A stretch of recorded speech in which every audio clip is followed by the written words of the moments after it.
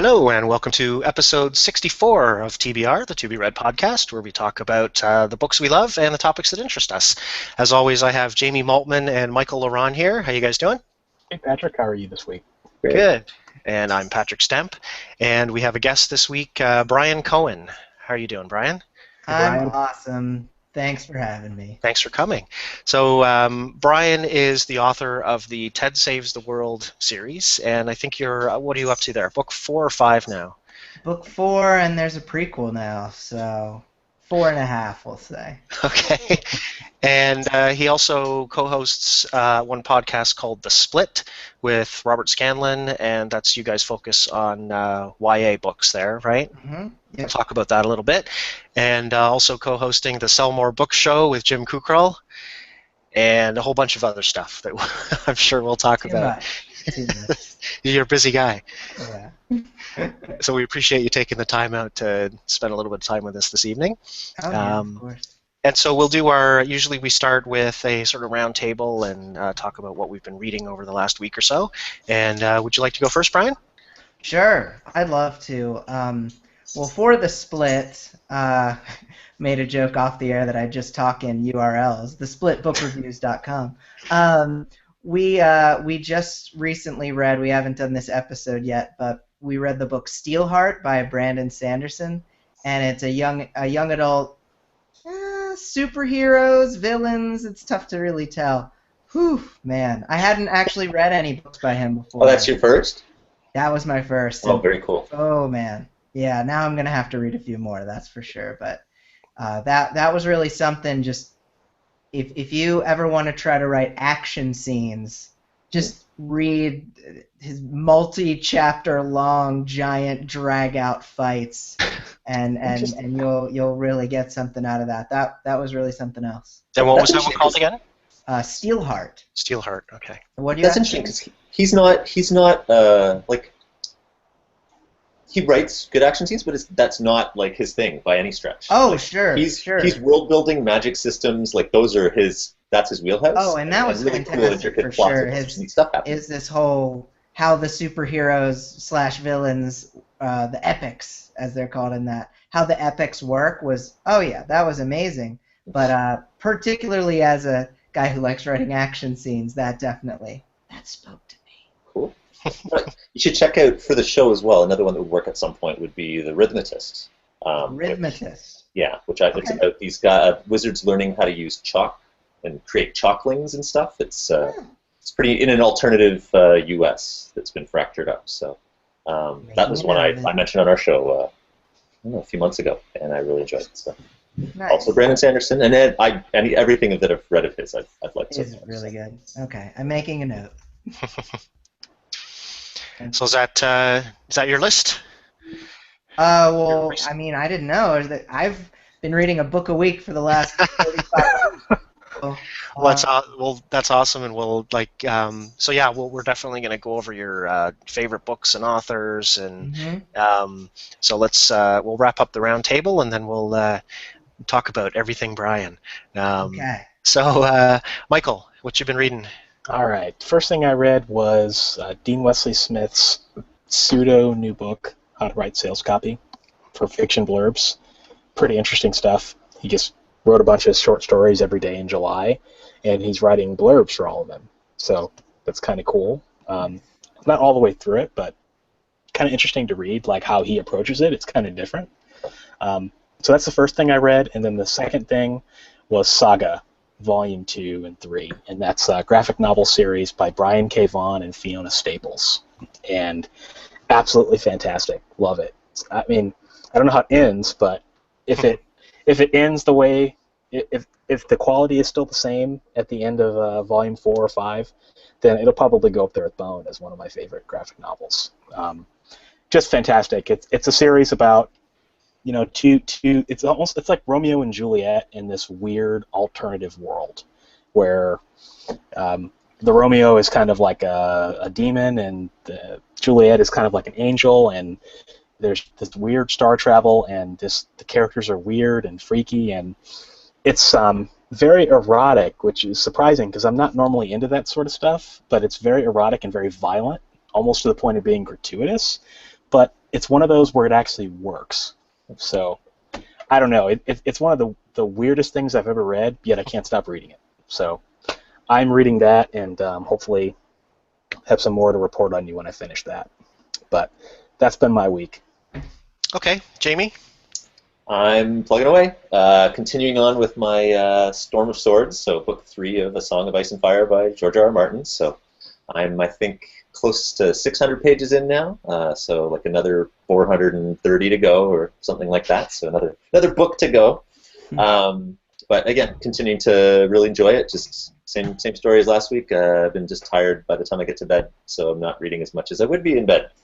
And then I've got, we just finished with my son, I've been reading the graphic novel of Adventure Time. So it's Adventure Time Volume 6, and it's been a blast. And so we're now up to date on what's been written so far. So that's written by Ryan North, and then various artists actually got involved with this. One of whom was Jeffrey Brown, the one that did so there's one small segment. He was the one that did those, the funny Star Wars ones that I mentioned, like the Padawan Chronicle or whatever, Padawan Academy or whatever they were called, Jedi Academy. And also the Vader's Little Princess and those ones that have the really good sort of almost like one-liners. So that's been pretty much the week in reading. No, don't have any nonfiction on the go, and just chugging along through my Game of Thrones summer. And I think the next after this, I might be picking up another big epic fantasy. So I may be like a book a month after going 50 books in the first half of the year. So slowing down, but I'm really enjoying it. Cool. Yeah, and that's kind of where I am. I've been touching on a lot of little things, but not finishing much. So I'll probably have one of those months soon where I'd go a month or two without finishing anything, and then I'll have 8 books that I finished on the same day. I've been working through. I've been rereading Max Brooks' World War Z. I wanted to give that another read because it's been a few years. And Cory Doctorow's Little Brother, about 20% in on that one. And I still haven't, I've got all these, this is a problem with the Kindle sometimes, is you load it up with so much crap, and then you buy something new, and the book you really, really thought you wanted to read in May gets pushed down the list, and just kind of out of sight, out of mind. So I moved James S.A. Corey's Nemesis Games, the 5th book in their Expanse series, back up to the top of the list. And I started reading M.A. Brotherton's Choices, which is book 1 of his Seven Keys saga. So a lot of touching on different things and not really finishing anything again. So we'll finish something soon. So that's my week. And so why don't we move on, and we'll talk to Bryan. And so we'd like to have authors on the show and find out a little bit about your influences, favorite authors, favorite books, all that good stuff. So you're primarily the Ted Saves the World series. That's the only series you have out right now, right? Of fiction. And so do you and that's YA. Yep. And so, obviously you read a ton of that stuff. Have you always been a big fan of the YA? What are your influences there? Well, it's so funny, and I'm going to feel like a hack on this podcast where you guys have been reading for years and years, and one of the reasons I'm reading almost as much as you guys, is because of the split. And before that, I wasn't reading nearly as much YA. It's kind of funny. I'd written already the first 2 TED books before I even started on this YA journey of a book a week. And a lot of my influences are nerdy TV to start. The Joss Whedon, everything Joss Whedon, definitely Buffy the Vampire Slayer. The original idea for Ted Saves the World came from what if Giles and Buffy were the same character, and that was my Erica, the one of the protagonists of the Ted Saves the World series. And so much of it was TV. So I definitely feel less literary than I probably should be on this podcast, let's face it. But I think that what's great about starting to work on this, be a YA author at first, and then kind of dive into the canon of everything YA, is you realize your mistakes. You realize a lot of mistakes at first, but you also kind of realize, oh, well, some of the things I brought to the table were different than what other people are doing, and so I'm kind of glad I wasn't necessarily influenced at first. And so like a lot of the books that I find I kind of that are similar to Ted are when you have kind of a balanced main male and female protagonist, and there's only a few out there that seem to really balance it. I've read Legend by Marie Lu relatively recently, and it was first person point of view from two separate points of view of the main two, and that had some similarities. And yeah, Maggie Stiefvater, really interesting book, Scorpio Races, which is about magical horses on an island. And you think, oh, that sounds stupid, and it's amazing. But because they're like bloodthirsty horses that kind of kill people. But anywho, when you've got those kind of two balanced characters, or you're balancing male and female perspectives the whole time, that doesn't happen that often in YA. It's a lot of the time it's one female character.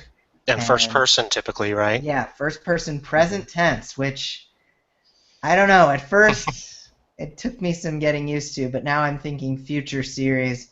That's probably a direction I'm going to try, just because that's what readers are used to. Sure. So those are my first thoughts. So did you, were you a heavy reader when you were a kid? I was a heavy reader when I was a kid. I, of course, devoured everything in school and whatnot, and I remember really being affected by the Princess Bride, the book, which I loved the movie. But man, the book is so good, and I've been telling these guys to read that for a while. Oh, you guys, it's got this great tongue-in-cheek thing that the movie kind of touches upon, but the book goes deep on, and I think it's just so funny, and the talking about the dad or the grandfather skipping over long passages of governmental affairs and just going to the good parts, just it's a crack up. But and he was so prolific. Like, have you read? I haven't read like Butch Cassidy and the Sundance Kid's one of my all-time one of my all-time favorite movies, and he wrote the screenplay for that. He also wrote Marathon Man, which is another one that I have on my Kindle.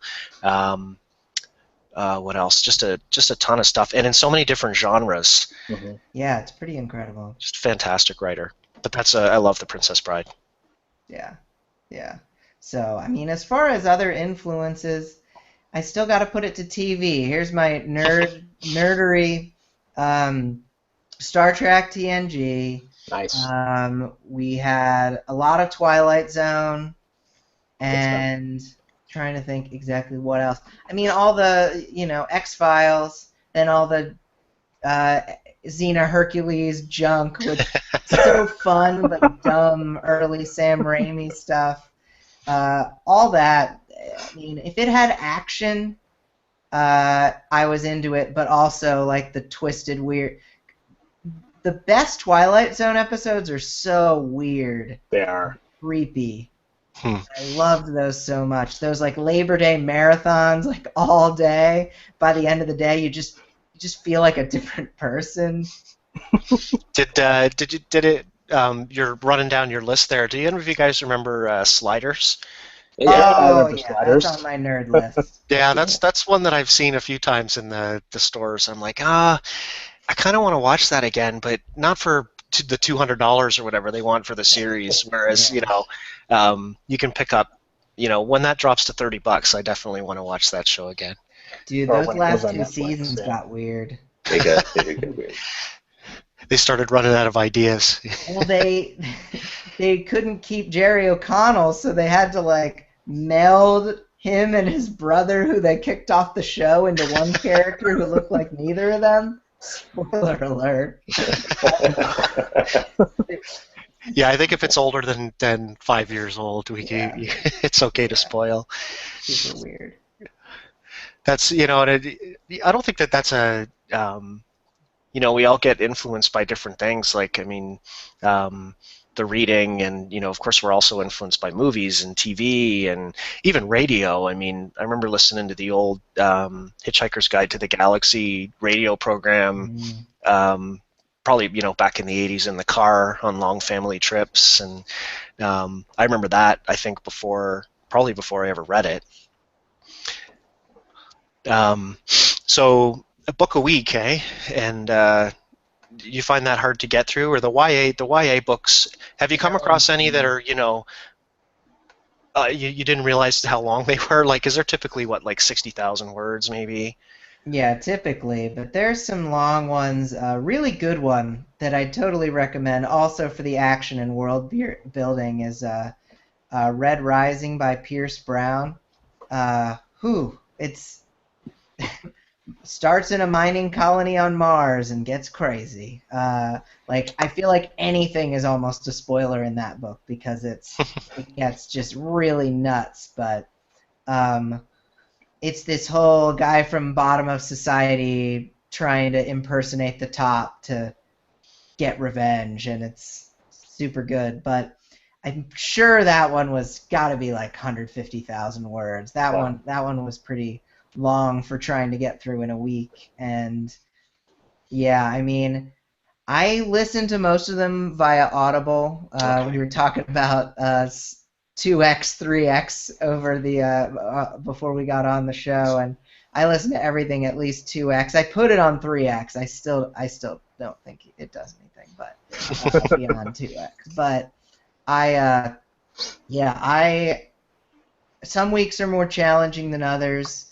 But a lot of it has to do not with the length, but just if the book is good. There's been a few real stinkers in there that are well beloved by 14-year-old girls, and some of those I get into when they're the good version of those. But then there's some, you've got Divergent. Patrick is with you. You'll get no arguments here. Yeah. There's this one called Shatter Me, which is by Teresa Maffei. Who, man, it's just kind of an insufferable protagonist who's the worst kind of annoying teenage girl, and it's first person, and it's really deep in her head, and the metaphors were just never ending. So yeah, I think those weeks are a lot tougher. Red Rising I blasted through because it was so good. I was like, I'll do extra chores this week and listen to the audiobook. Do you read any print books these days? Very few, and I like print books a lot, and I think that I would probably save money getting the print books over the audio. In some cases, not in all. But I don't know. I'm just like, when you find a way that works, you kind of stick with it, especially because I'm just so freaking busy. Yeah. And I would love to do some sit-down paperback time. I'm trying to think of the last paperback I read. Oof. I don't even know for sure, but it's been a while. Yeah, it has. That's interesting with the books you don't like to, because that's something we kind of skip around a lot on the show too. Is to just for us to be aware that, like, just because we didn't enjoy it doesn't mean that, like you said, the legions of 14-year-old girls won't. And it's true, and I think that also applies to television and movies. There are movies and shows that my kids will like, and I kind of realized that I can look at something that, to me, it's been done before. Monty Python did that 30 years ago. I've seen, they did that. There was a show out last year about the Army. I can't remember what it was called. It was about, like, the rear guard in Florida or something.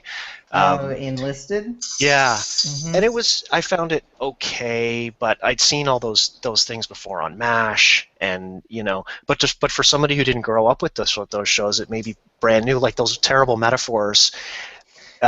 if you've never heard, or cliches. If you've never seen it before, it's not cliche to you. It's new, right? So we try to understand that just because it doesn't have value for us doesn't mean somebody else won't enjoy it, unless it's just bad writing, right? Yeah. Well, it was recommended to us by someone, and it turned out that the person hadn't read it. They just recommended it to us because they wanted us to see if it was any good. It was pretty hilarious. That's hilarious. So you did them a good service then, right? Yeah. Oh, and we were like trying to like walk on eggshells a little. It's like, oh, Michelle, we just didn't connect with it, and then she's like, oh yeah, I didn't read it. That's what I was going to ask you. Like, how do you pick what you're going to read next? Well, a lot of the time we'll go with things that have been optioned for a movie, or something that we know is going to be really popular and in the consciousness a lot. We did, of course, Fault in Our Stars. Mm-hmm. We did not Where She Went. The one that was a movie with Chloe Moretz. She's in a hospital. She got hit by a car, and she's between two worlds. Whatever. That doesn't ring a bell. Yeah, I had the page up to look in case I forgot one of the books which is exactly where I'm at. But yeah, we try to pick ones that have some popularity to them so that we know that people will be searching for them, so that's a little SEO thing. But now we've gotten through a lot of the basic ones. We're really diving into some stuff we never would have chosen, and so we do rely on audience feedback for a fair amount of those. What I've found interesting sort of with the YA genre is, and I think we've mentioned this before, is the way that some of the publishers are rebranding old books as YA, like Ender's Game is a great example. You see that, and of course, probably because they turned it into a movie and they wanted that crowd. Mm-hmm.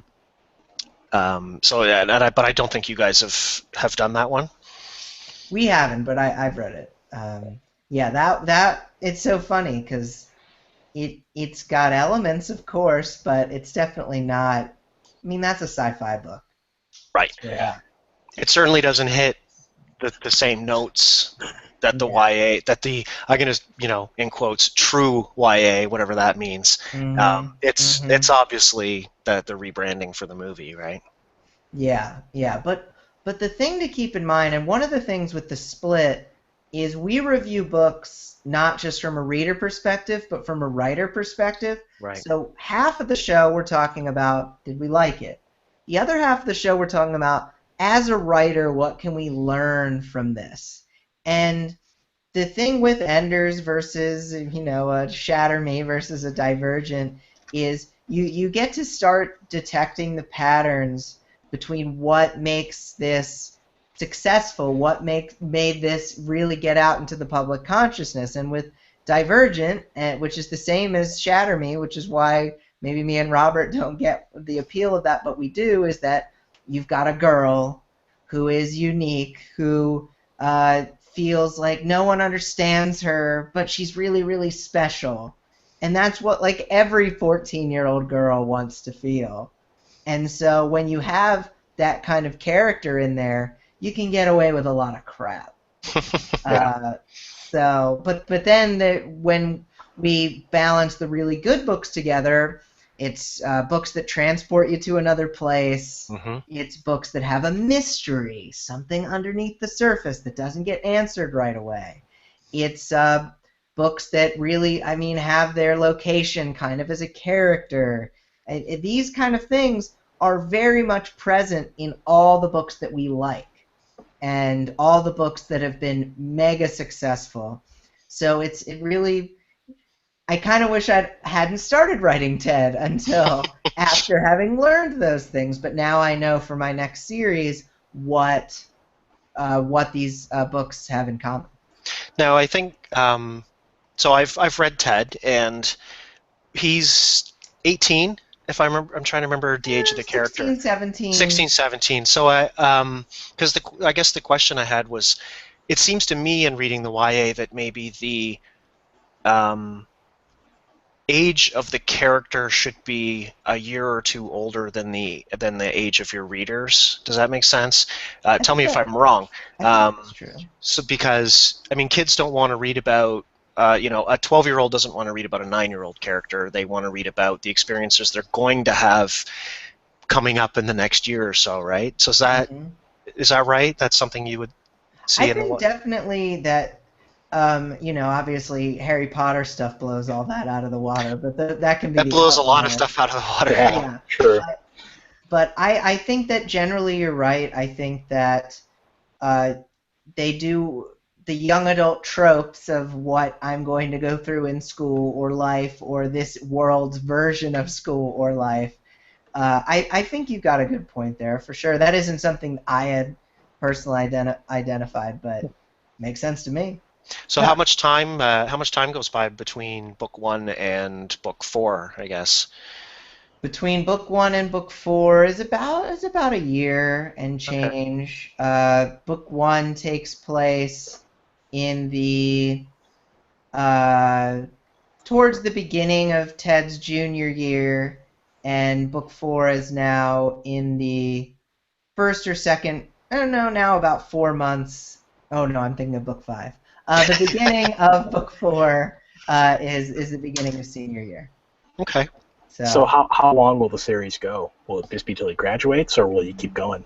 It's going to go about till he graduates. Of course, later in the books, the importance of a high school graduation when there's all sorts of crazy crap going on may be debatable. One way that I've kind of diverged from those, from the Buffy, which Buffy is in school most of the time, of course, at the end of the first season when she kind of gets kicked out and put back in, whatever. But this is, if they have to go get stuck on another world for a while, that happens. I mean, it's not like they're not locked into being in high school the whole time. One of the, I noticed I was kind of flipping through the Split. I have listened to a ton of episodes earlier, especially, of course, the ones that I had read because I was curious. And I'm trying to remember, I was refreshing my memory on it tonight, and I noticed that you had read The Knife of Never Letting Go. And I'm trying to remember the author's name. Now, did you read the series or just that first book? Most of these are part of a series, and we've read the first book of a lot of different books. So the reason I was asking about that one specifically, because that was one that I loved reading it, and I hated the ending. To the extent that I didn't continue the series because Patrick Ness. Yeah, Jamie just put up the author's name just for looked us. it up too. Where he left the characters like literally like hanging off a cliff by book 2 and to find out what happens, you know. Do you see a lot of the, because like you said, a lot of these are series. And that's thankfully not an ending that I think you typically see, right? Although, no, it's not. I will say that's totally how. What's the other Divergent? What's the other? City of Bones. Mm-hmm. One of those two. I'm trying to remember. The first book was exactly the same kind of thing. Like the end. The book ends with the antagonist and the protagonist kind of meet for the first time, and hey, let's tune in for book 2 to find out what happens next. Yeah. There's a few like that. I feel like I'm trying to remember. It's freaking books. One every week. That's our new tagline there, like frickin' books. I'm trying. I can't remember the end of City of Bones. It's like in the movie. I don't think it was like that. I did happen to see the movie. Yeah, but yeah. What we believe, and this doesn't mean anything because me and Robert are not. Like we've been number one Amazon best-selling authors, but we all know how much that means. So I think that the best endings of first, second books, I think throwing a cliffhanger in there every so often isn't so bad, but it probably shouldn't be at the end of the first book.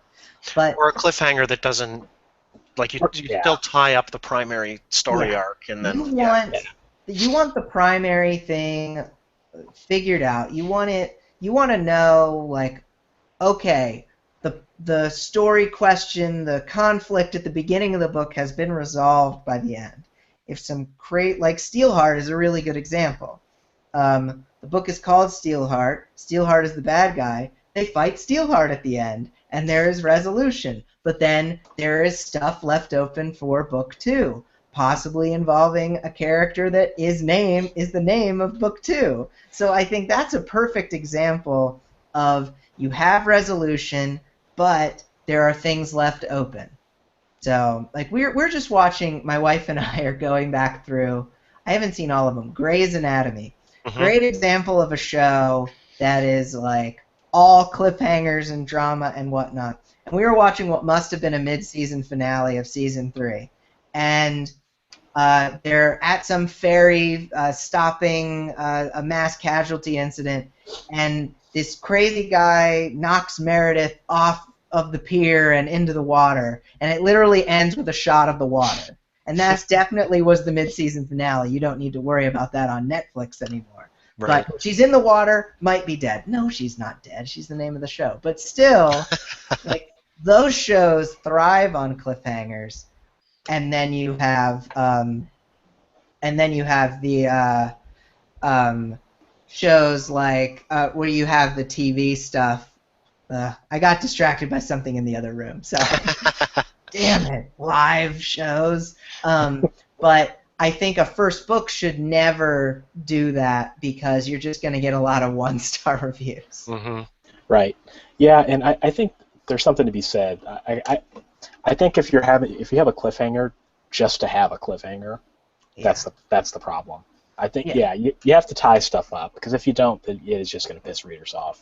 It's also more frustrating when, like with the TV shows, for example, a mid-season finale these days, they're going to be 8 months between, like, because if they go on like a mid-season finale in November, and the show doesn't come back till March, and then they take another break for some sports finale, or like Breaking Bad. Breaking Bad season 5, part 1. Season 5, part 2. So I look at, like, with that, the Knife of Never Letting Go. I mean, I disliked the ending enough that I didn't continue the series, even though it was already out. But it's even more upsetting when you look at it and go, like, if you were reading that when it came out, it's like, good Lord, it's going to be like 18 months or longer before I can even find out what happens. And I think they're shooting themselves in the foot there, because after 18 months goes by, you don't remember. You almost have to reread the book. Yeah. I wonder how many. I'm wrong about this, but I feel like I read that the final book in that series actually ended with a cliffhanger, something like that. Oh no! It was either that one, or another series, but actually ends with a cliffhanger that doesn't officially get resolved until a novella that takes place after, that's not focused on the main characters of the main trilogy. That sounds dreadful. That's painful. Why would you do that to people? Yeah, that's strange. So let's see. We're coming up on 40 minutes here, and so we've talked a little bit about sort of all of the different things that you're involved in, and as we sort of get ready to wrap up, maybe we can spend a couple minutes talking about that, and sort of where the best place is that people can find your books, or some of the other things you're working on if they're interested. I have to say, first of all, thanks again for taking the time to come on the show, and the Sell More Book Show has really become sort of my go-to podcast. It's one of the ones that I look forward to every Wednesday. So great job there. So you're spending a ton of time there every week digging up the news, right? Yeah. That's just really great, because I get to know everything that's going on kind of before we tell everybody, of course, and I'm always hunting for. Some weeks are a little slow, and I want to still talk about something deep and interesting. If we're not going to at least have something present, go into something really deep. And some of those articles, like Christine Catherine Rush, Dean Wesley Smith's wife, and she just goes real deep into some of these business musings. And it's so great to learn all this and know what's going on. And I feel like you really know the right stuff to do because you've been in so deep and you see all these different perspectives and you see what's happening on the trad pub side too. Mm-hmm. So yeah, we really like that. And tomorrow we're launching our Patreon page, so we're really excited because some of our milestones for that Patreon, which is like an ongoing Kickstarter for those who don't know, we have some milestones like live shows, road tours, all this stuff we would love to do if we get enough patrons for our show. And just the more time I can spend on that show, the better, because it really is so much fun to do. And Jim Kukral is he's just kooky. He's hilarious. Someone was talking to me the other day. They're like, yeah, he's like your dad. I'm like, we're like 10 years different. Come on. An uncle, maybe. Uncle Jim. Kind of like my Uncle Jim. You just wait for him to say on the other hand of the coin. On the other hand of the Yeah, coin. on the other hand of the coin. Get him on a rant about Amazon and the international markets and. Mm-hmm. There's nothing like Jim rant. And that's at sellmorebookshow.com, right? Correct. And you've got the split. I think you already said the website for that one. But splitbookreviews.com. Okay. And your sort of big home on the web is at bryancohen.com. Correct. And Bryan that's with a Y. Yes, Bryan with a Y. Mm. Do you want to talk for a couple seconds about your book Best Page Forward? Yes, I do. That's exactly where my mind was. I started recently a book description writing service called Best Page Forward, and I've been writing book descriptions for a number of different genres, all sorts of nonfiction, but anything from really, really subgenre erotica to regular fantasy, sci-fi, everything, and it's been a real blast, and got all this new stuff coming with that. I'm probably gonna try to expand it to writing authors' 5-part autoresponder series, writing landing pages, basically all the copy that authors hate doing. Author bios. And often are pretty good at.